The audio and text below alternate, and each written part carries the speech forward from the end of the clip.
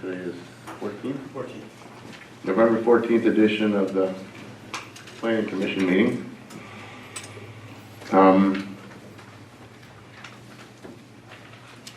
There's no announcements, right? So we will open with public comment. This public comment period is for members of the public to address the Planning Commission on any matter not listed on tonight's agenda, but that is within the jurisdiction of the Planning Commission. Is there anyone who would like to make comment tonight?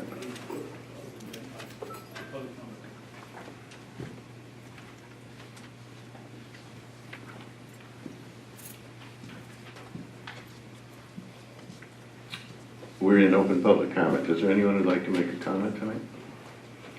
All right, we'll close public comment and proceed with the agenda.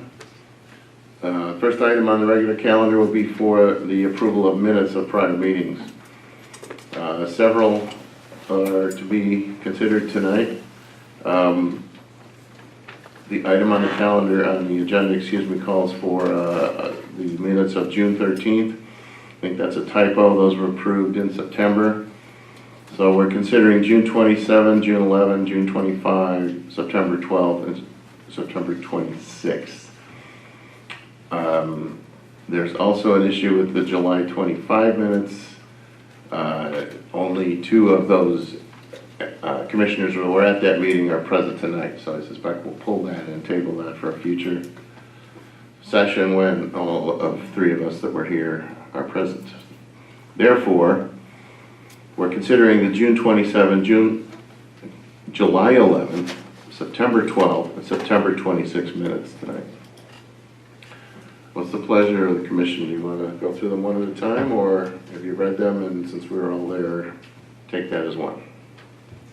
I'll make a motion to approve the June 27th, July 11th, September 12th, and September 26th minutes as written. I'll second that.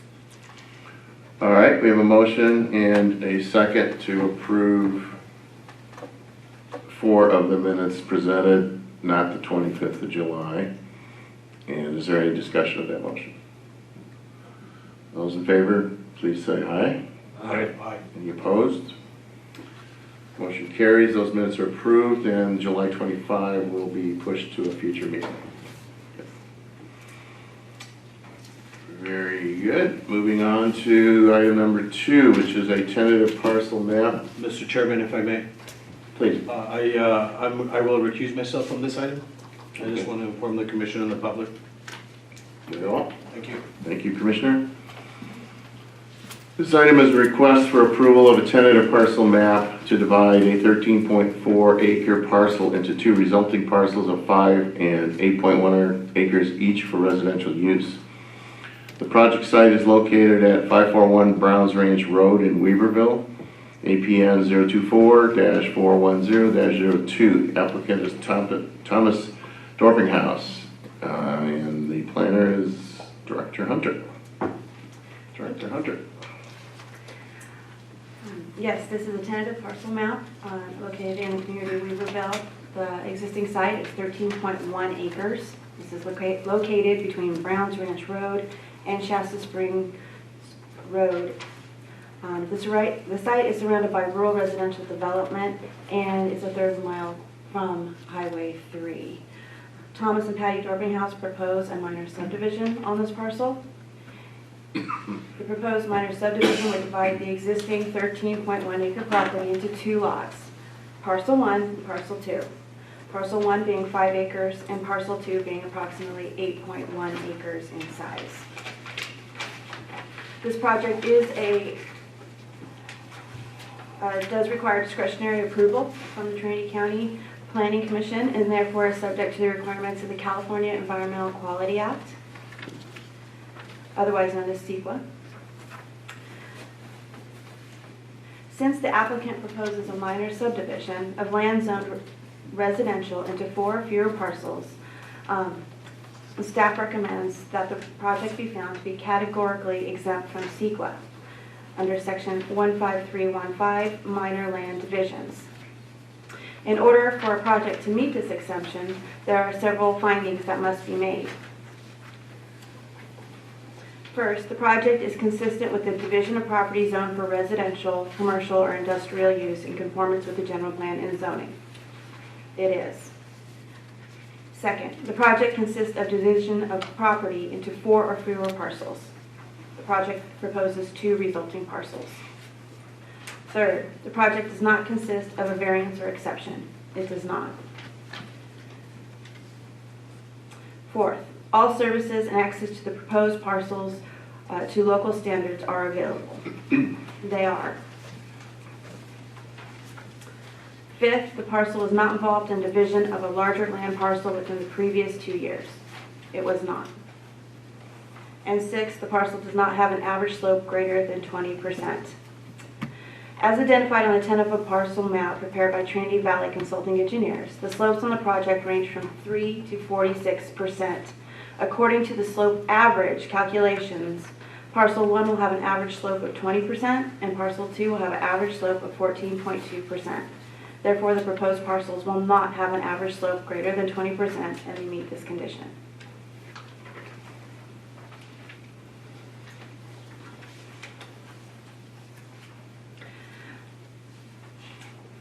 The parcel currently has 1 residence and accessory structures located at the site. Therefore, the 1 parcel being created would create a building site for a new home and possibly an accessory dwelling unit. The project is consistent with the general plan and the Weaverville Community Plan. The alternatives to the staff's recommendation on this project are: 1, modify the conditions of approval of the parcel map, which are attached to the resolution in your staff packet. 2, continue the public hearing to request additional information. And 3, deny the parcel map. Should you choose this alternative, the Planning Commission would need to make findings that the parcel map is inconsistent with the general plan, Title 17 zoning ordinance, or subdivision ordinance.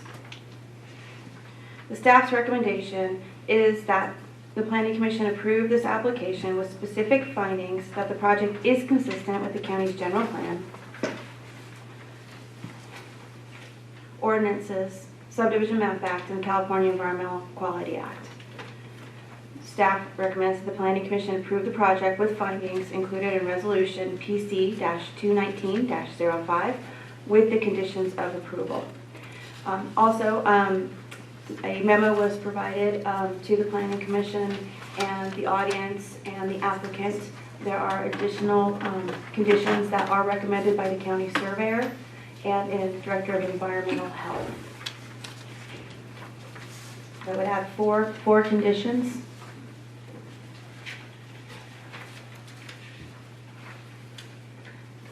And staff recommends that those be added to Exhibit A, the conditions of approval for the resolution.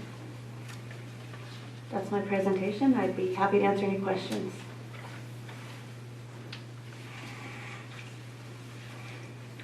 Commissioners?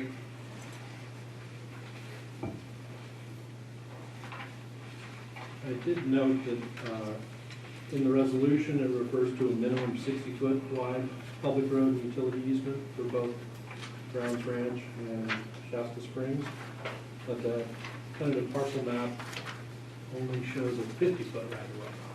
So I guess I would like to know which one of those is correct, and either have the map amended or update the resolution. Okay. We have both the applicant's representative and Andrew here from Department of Transportation to answer those questions and direct this one to Andy.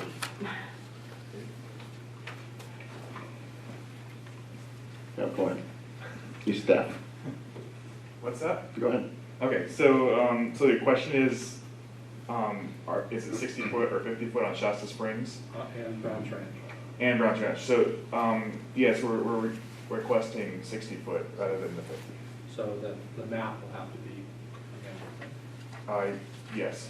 Well, Well, it'll have to be. This is a conditions. this is a tentative subdivision map before you, so the final map will have to reflect the 60 foot. Thank you.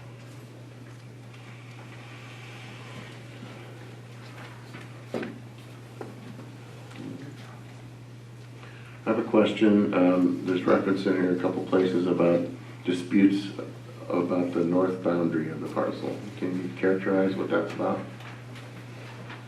Ooh, that's a tough one. Is Tony here? Tony's not here? Tony's not here. Should I answer that one? Or- If you can, if you have some information on it, that'd be great.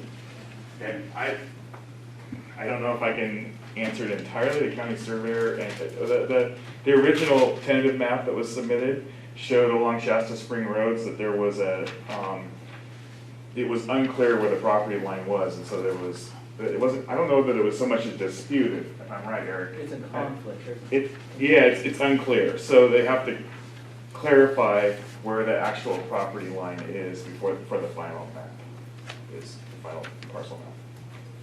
So that's what that's about. I don't think the current tentative map shows that, but the original submittal had like 2 lines in there, along the northern boundary of the parcel. Okay. Okay, thank you. No other questions? I can have a moment just to, I'm Tom Dorpinghouse, the parcel, the applicant. Okay, that's about, I was about to do. We're gonna hear from the applicant now, any comments you'd like to make, and then we're gonna go ahead and have the open it for public comment. So go ahead. Sir, I couldn't quite hear you, sir.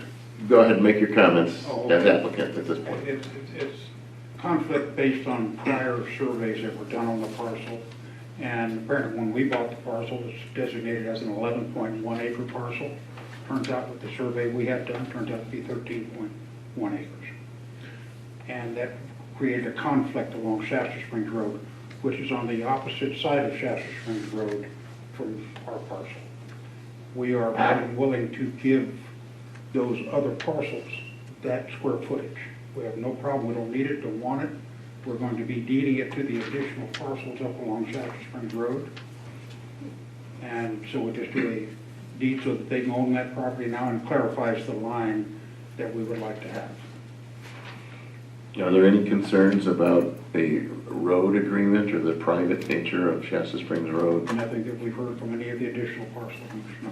And moving the line one way or the other doesn't change any of that? Doesn't change anything. Okay. Are there any other comments you'd like to make about the application? No, I'm very satisfied with the status quo. Okay, thank you very much. This item is a public hearing, and at this point I would like to open it up for anyone in the audience who care to make a comment about this tentative parcel map.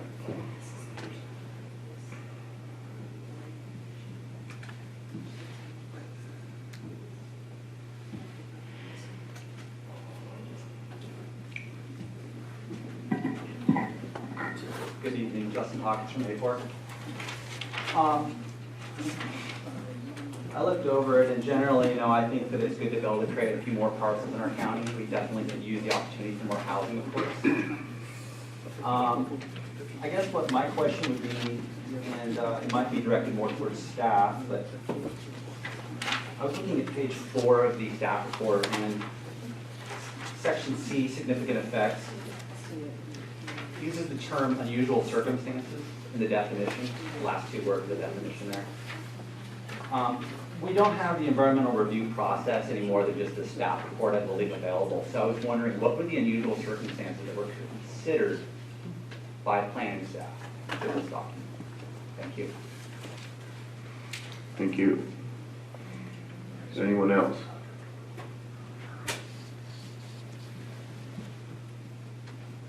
Seeing none, I'll close public comment, bring it back to the commission. Is there an answer to that question, staff? Well, unusual circumstances in this case on page 4, item C. It could be a wide range of items, but it'd be, in this case, regarding CEQA, something environmental, extreme slope, soil that does not perk or perks too well. That it's an unusual circumstance that does not allow the capacity for development, and where a site should not be developed. And so we're talking just extreme situations here, and this parcel does not exhibit, have any of those conditions that we would call unusual or extreme. Right, I think the statement here is not that the unusual circumstances apply to this application. Categorical exemptions aren't allowed when there are unusual circumstances, that's. Right, right, and as especially in the staff report, this area has been looked at before with the environmental impact report and the Weaverville specific plan or community plan, excuse me. So there has been some work done in this area, and again, even with that more broad overview, not site specific, that was just that just is consistent with the findings with this project. That it's been looked at several times in different ways. And the CEQA is a categorical exemption. The CEQA for this project is a categorical exemption. Correct. All right, commissioners, any discussion about this item?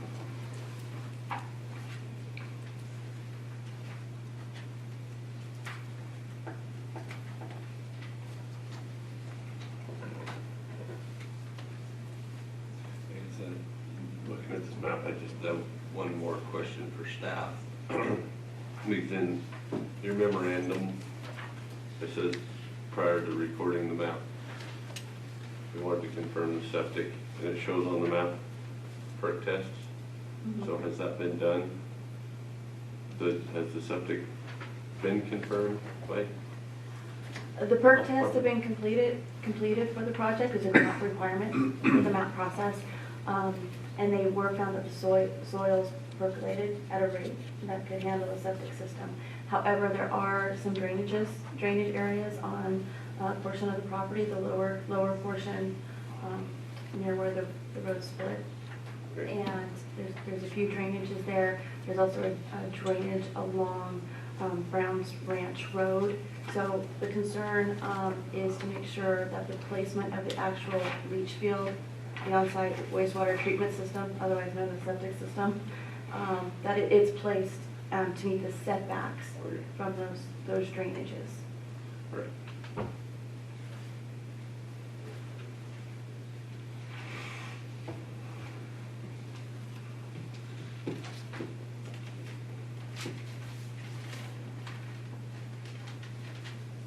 So I did note that the owner is required to conduct an evaluation of the culvert that goes under Brown's Ranch Road.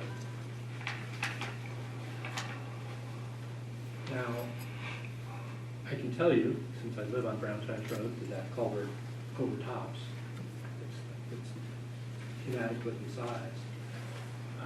So if the owner does this study and it confirms that the culvert is inadequate in size, is that owner potentially responsible for upgrading that culvert, which is a pretty expensive operation under a county road?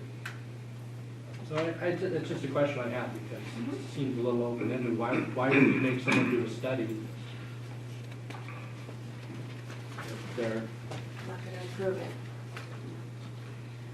Another question for Yeah, Andy, can we get you up here again? Explain the process. So the answer to that is yes, we would expect the culvert to be replaced as an improvement for the project. I think it says that in there. It says culvert improvement or other approved mitigations as recommended by the drainage study and approved by the Director of Transportation shall be constructed by the developer prior to approval of the parcel map. So. Seems like, So you're I mean, correct. that seems like a pretty extreme requirement for a minor subdivision that really doesn't change the flow rates coming off that land. I'm sure there'll be a little bit of impermeable area because of a house. Yeah, there's going to increase the But I mean, that's permeable. pretty trivial compared to the watershed of Lance Gulch at that point. So you're making someone pay quite a bit of money for utility upgrade. There's going to be some cost to that, I agree. Yeah. Okay, well, and obviously the applicant seems to be okay with the condition, but I just wanted to bring that one up to understand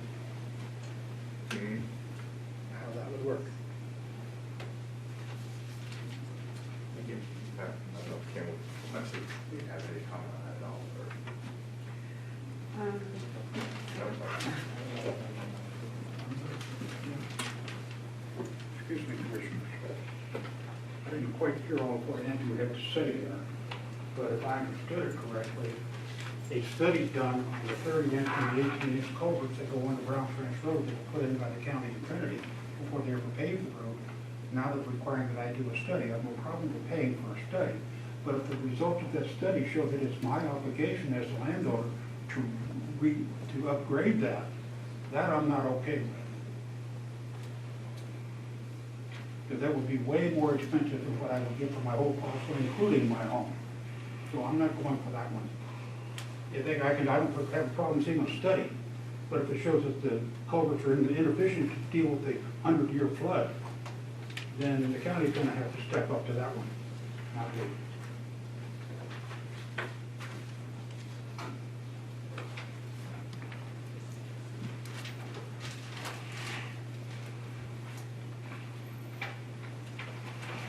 Has there been apparently there has not been a conversation between the applicant and the Department of Transportation regarding this condition?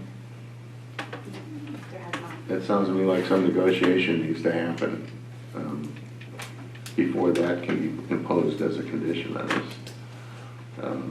Because I agree with Commissioner Matthews, that's an extraordinary requirement for such a minor subdivision of that entire drainage. Especially if the culvert's already undersized before the subdivision happened. I don't think you could put that responsibility on the landowner if the county's already used too small a pipe. It's not the result of the subdivision. It does say that the future development impacts of parcel one shall be estimated and incorporated into the study. So I suppose if it shows that the subdivision is resulting in any significant change to the existing conditions, then the county would have a difficult time arguing that it's the subdivider's responsibility to replace the culvert. Well, It sounds like negotiations need to occur. It does say- Clearly a dispute here. Culvert improvement and other approved mitigations as recommended by the drainage study and approved by the Director of Transportation shall be constructed by the developer. It's pretty clear. Mitigations identified in the study are on the developer. Does anything else leap out at you, Commissioner? I would also note on that condition, it shouldn't be prior to approval of the parcel map. If you're doing that tonight, it would be prior to the recordation of the parcel map, the final parcel map. That one is- Should you choose to keep this condition as stated, we want to have recordation of the parcel map.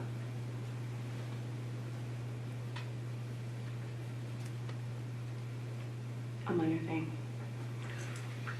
Well, once the tentative map's approved, you can't add conditions to it. Is that true? No, you cannot. So if we're going to delete that condition because it's onerous, Mhm. it can't be re-added later. On the other hand, if there's a negotiation to be made between DOT and this developer, then that should happen before it shows up in front of us as a condition that can't be changed later. Correct. One option is to continue this item to the December meeting. See, that would be December 12th meeting to allow time for Department of Transportation to confer with the applicant. Okay.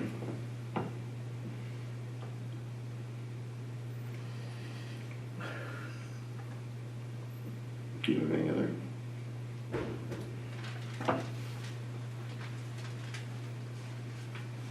Do you agree with that? Or do you have any other issues we should identify now? I don't think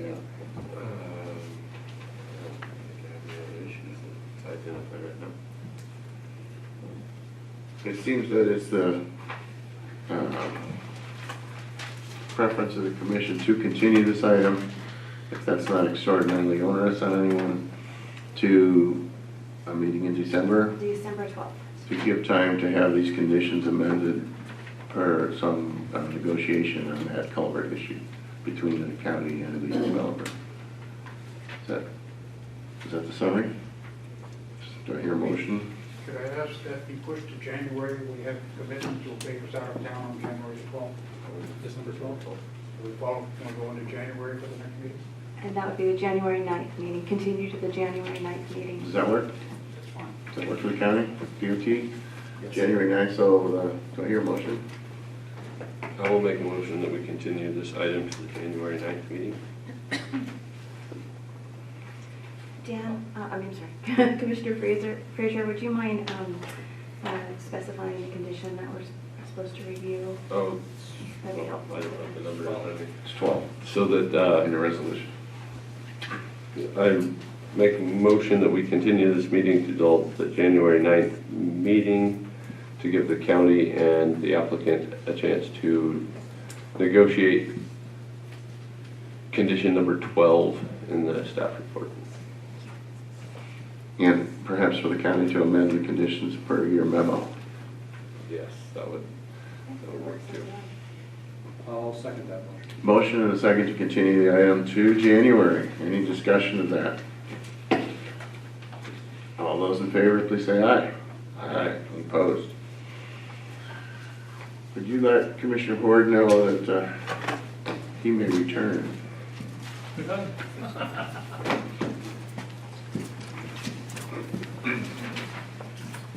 Thank you.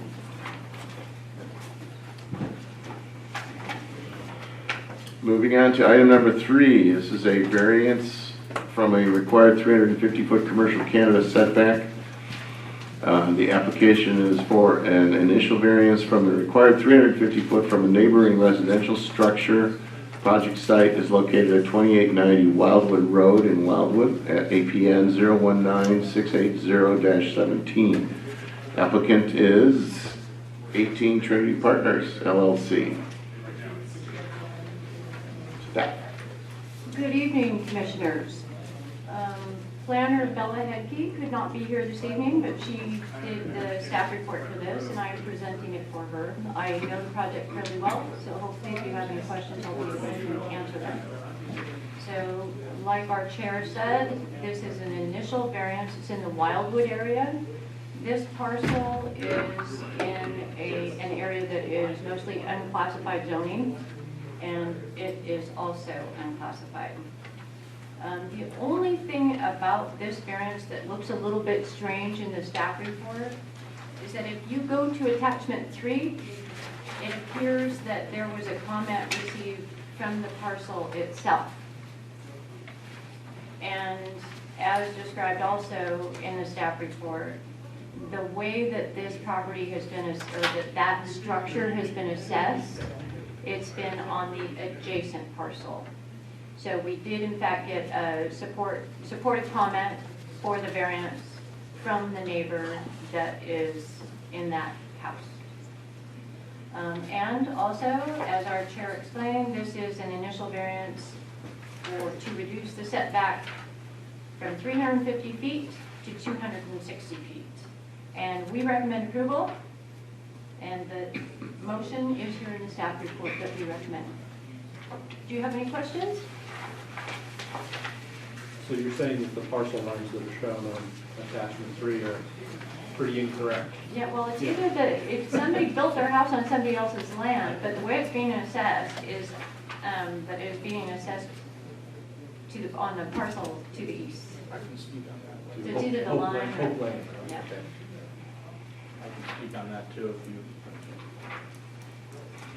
And we do have someone that can speak to that. Okay, we'll do that in public comment.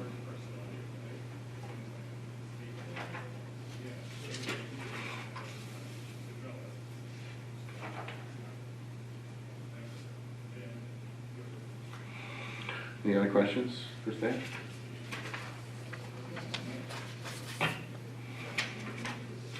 All right, this is a public hearing. We'll open this item to the public.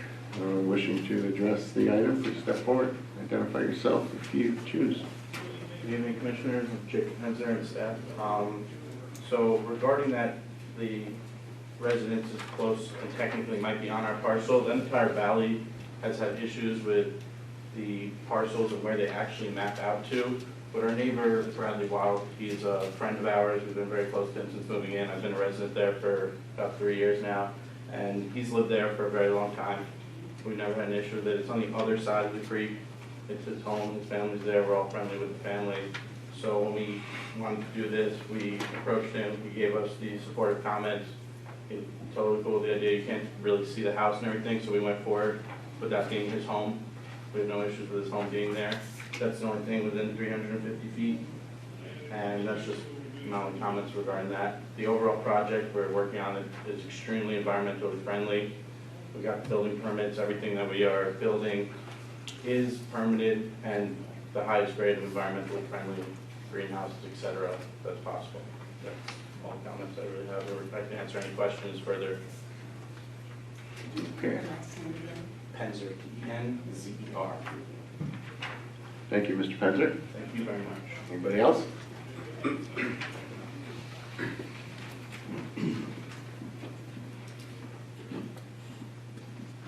evening, Commissioners. John Garr from Junction City. And I also encourage approval of this variance. Makes a lot of sense. But one thing I find interesting in the staff report is on page 4, item number 2. I haven't run across this before in prior variances or cannabis cultivation variances, but it says the variance shall be subject to the securing of all necessary permits, licenses, and approvals for the proposed commercial cannabis cultivation operation from all county and state agencies having jurisdiction over any aspect of the operation.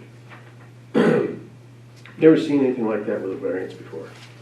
And it seems like, I don't know if the county has that authority. I don't know if it's legal. It's nowhere in the cannabis ordinance.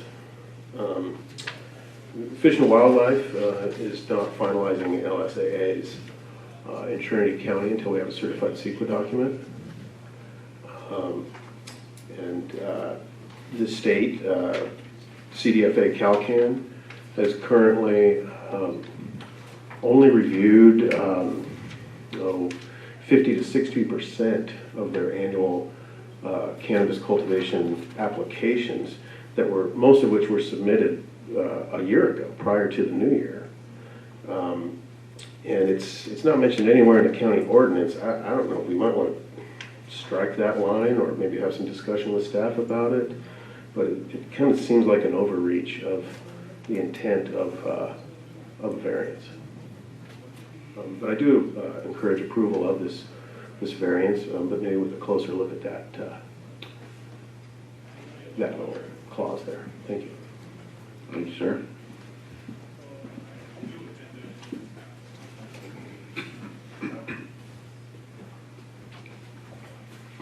Just want to quickly follow up with that.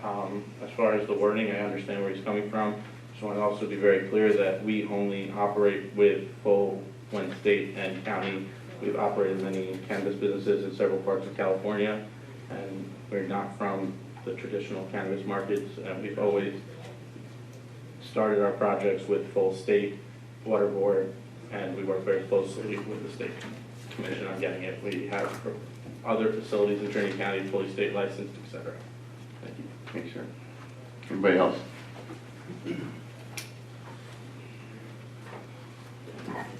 Good evening, Commission. Justin Hawkins from Hayport. I don't know if you've ever been out to Wildwood lately, but this piece of property here is a really prime piece of property for this sort of activity, actually.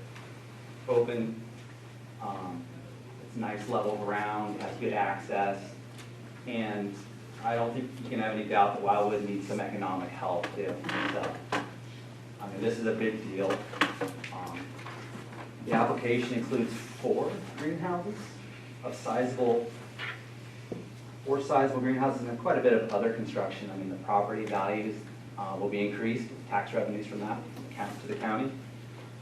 And little on all the contractors and materials will be bought there. So I think it would make economic sense for Wildwood to have something like this. And my only concern with the application comes back to the language of the ordinance that says that this is an annual variance. And they're going to be building greenhouses within the 350-foot arc of that neighbor. And with the way the current ordinance is written, that neighbor could complain and have the variance be reheard and ultimately come back before the commission here.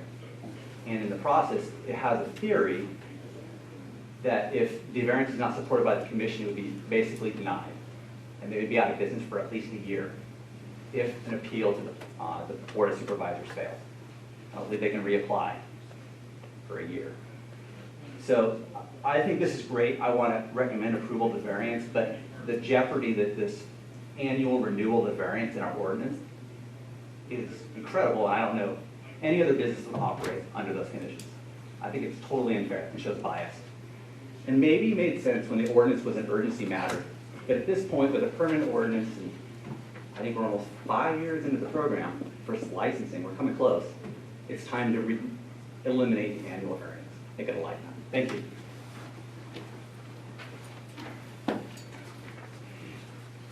Hello, my name is Jeff Darty. I am owner of Hall City LLC. We also live in Wildwood. I am their neighbor. Just want to say I would go for approval on the matter as well. Thank you. Thank you.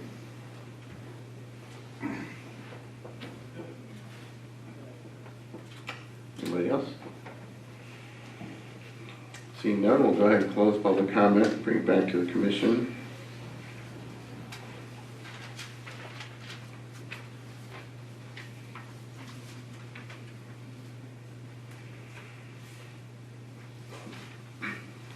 Commissioners? Mr. Chairman, if I may. Please. I found quite interesting the comment made by John Brower in regards to one of the conditions for the variance that's subject to secure and all necessary permits. I would like, or if I may, clarification from staff. I mean, I don't know if that's in the zoning ordinance. We have had variances before that applicants have applied for a variance before the applying for a cultivation permit, just to see, before going through the whole process, to see if it was a feasible project. If the variance is denied, then why even pursue it? But if it is approved, then gives the applicant or the client leeway to move forward with that. So if staff could clarify on this, where did this come from, or the need for it, or just anything really, please.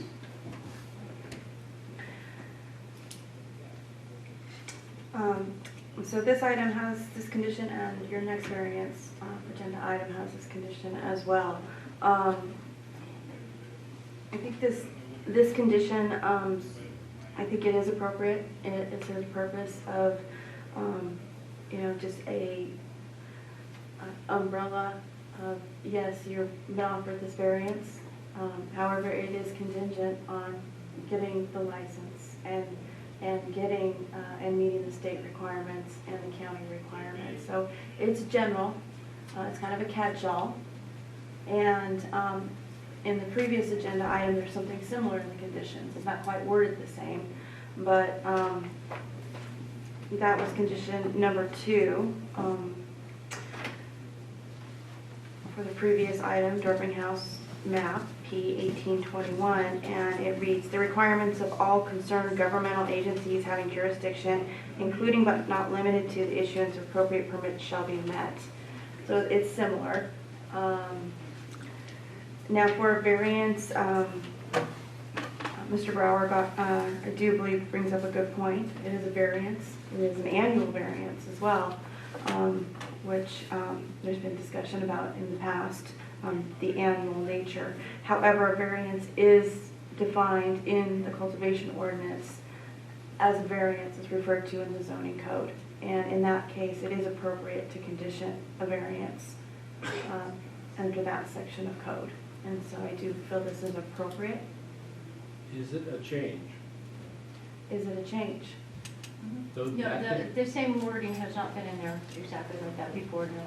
so this It is, is a change. but there's been, And I don't have an old, I don't have an old variance with me to do the direct comparison. We can look that up if you do have one. Another point of this was that this is not like a standard planning variance. It is related very specifically to the cannabis operation. And we found that people were sort of separating those things out to the point where they were looking at the variance as the variance allowing activities, that it's only the cultivation license that allows the activities. So it seemed to be just like in number 3 below the phrase that we're looking at right now. Structure on the property should be in compliance with California Building Code. We want the whole entire operation to be compliant. And we found that without stating it explicitly sometimes, things were falling through the cracks. So the wording that was in previous. This is a staff report for a project that was reviewed in September 12th. That is the same wording. And it is the same wording. I can go back even further. Go back farther.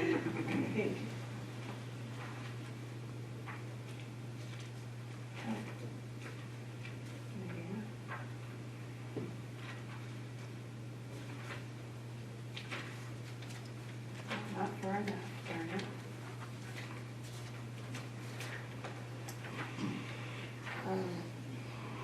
But we can confirm it was in September's variance staff report. Okay. So it's not entirely new. Not entirely new. I mean, my concern is changing conditions. Consistency. You know, how many variances have we approved? Yeah. 45, 50. So if we,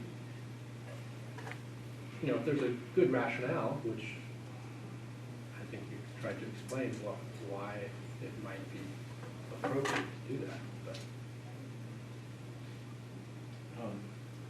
If I may, Mrs. Hubbard, you say falling through the cracks. Can you specify? I mean, the variance is strictly related to cannabis cultivation. So I don't know how will it fall into the cracks in what way. Like, how can that variance, if it's approved, be applied in some other way? I'm sorry, I'm just seeking a little more clarification on this. Certainly. People receive a variance and then go out and start doing, setting up the site before their cannabis license is complete. Okay, I see that. Yes. And so what we're saying is, wait, the variance is what allows you to go in and establish your cannabis site after you've gone through the licensing process. Thank you. In some cases, existing conditions have also applied, well, in a lot of cases.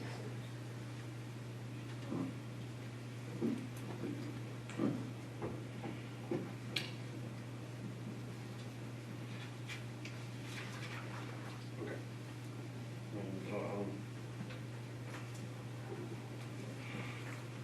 All right.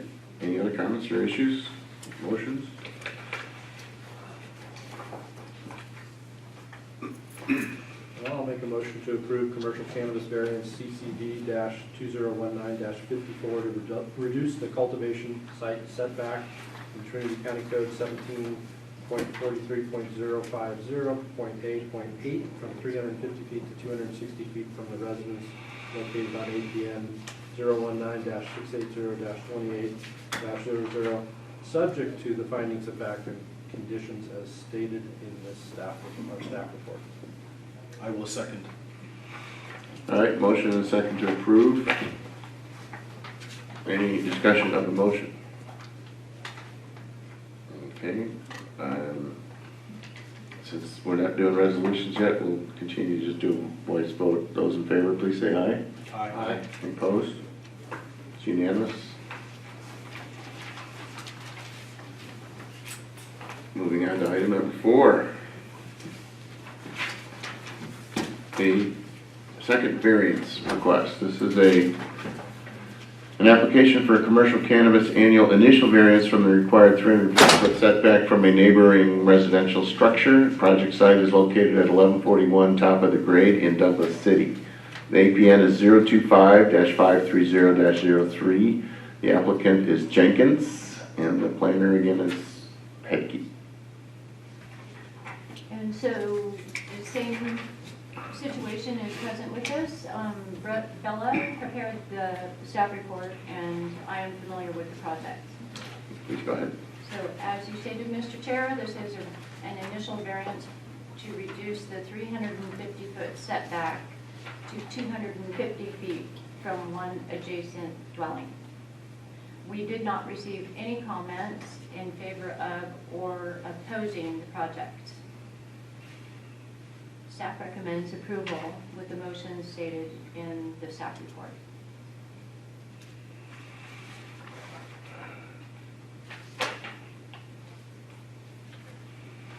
Okay, thank you. Questions of staff, commissioners?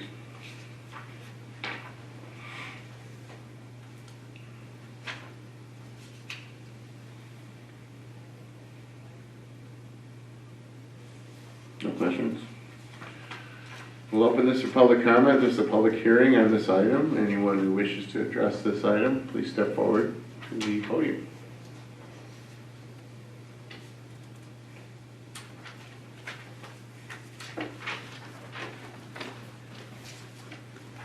Good evening, Justin Hawkins from Hayport. I wanted to recommend that you approve this variance. This is a good example up in this neighborhood of someone who should absolutely qualify for a variance. The topography up there is a little steep, and it's got a lot of different watershed fingers up there, and so it's hard to find a good place to put your garden. And I think that the seeking of a specialty mixed light especially shows the applicant has made reasonable accommodations to his land without going overboard. And so with that, I would again recommend it. But of course, I would just go back to like page 4 on the staff report. The last paragraph talks about reviewing complaints received in the previous year. That would probably mean that they were not in good standing with their neighbor as opposed to the county regulations. So again, I don't think that that's fair to have their variance changed because the neighbor decides that they don't like them anymore. Thank you. Thank you, sir. Anybody else? Seeing none, we'll close public comment. Thoughts, commissioners?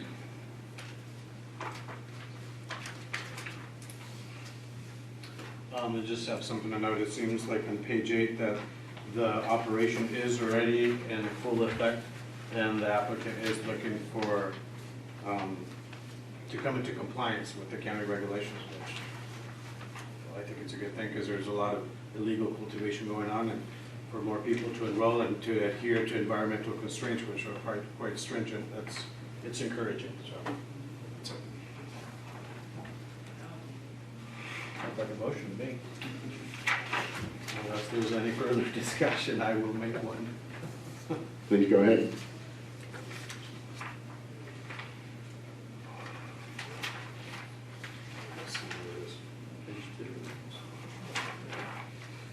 So I make a motion to approve commercial cannabis variance CCV 2019-59 to reduce the cultivation site setback in Trinity County Code 17.43.050.8.A.8 from 350 feet to 250 from the residence located in APN 025-53033, subject to the findings of fact and the conditions as stated in this staff report.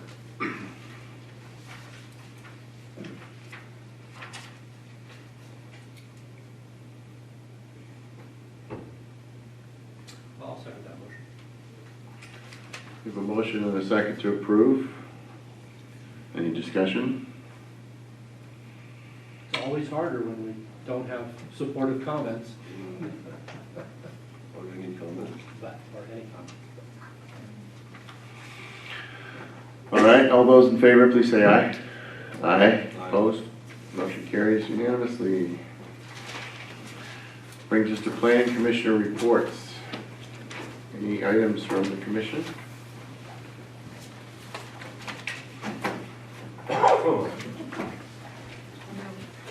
All right, then, Planning directors, I'm I sorry? guess I might have one Okay. thing to report that might be a factor in the coming future. As of today, I'm officially a candidate for Supervisor District 5. So as that progresses, my seat here could be short-lived. Let's see, elections in March, you take effect following January, we get you for another year. Okay. Congratulations, I think. Anything else, commissioners? All right. Staff, director's report, excuse me. We will have a meeting next Tuesday at 2 p.m. This is a meeting on the cannabis, commercial cannabis draft EIR, similar to the meeting held in Hayfork. And that will be held at the Trinity Alps Performing Arts Center. So we'll see you next Tuesday. And This is the joint meeting with the board. this is the joint meeting with the board. And it's kind of a sad evening. This is Ruth's last planning commission meeting. I just want to say it's been a joy working with her. Her knowledge, her commitment, her work ethic. She's something else, and she does an amazing job on the minutes and cleaning up my messes these last 4 months. So I just want to tell her thank you, and I wish her the best. And may not be appropriate, but if those of you don't mind, just a round of applause for Ruth.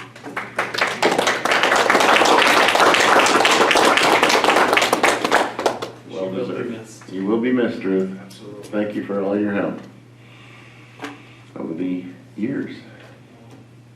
12 years? Yeah. Good job, well done, thank you. And that's my report. All right, then. There's no meeting on Thanksgiving, right? There's no meeting on Thanksgiving, no. Yeah, so for scheduling, the next meeting is the meeting on the 19th with the board of supervisors, special meeting, and then the next meeting after that is December 12th. And as of now, that's the only meeting in December. Oh, yes, I sure hope so, yes. Very well. Okay, well, yeah, for those of you who don't make it on the 19th, happy Thanksgiving. We'll see you next month, but I hope you make it on the 19th to the Performing Arts Center. And with that, we're adjourned.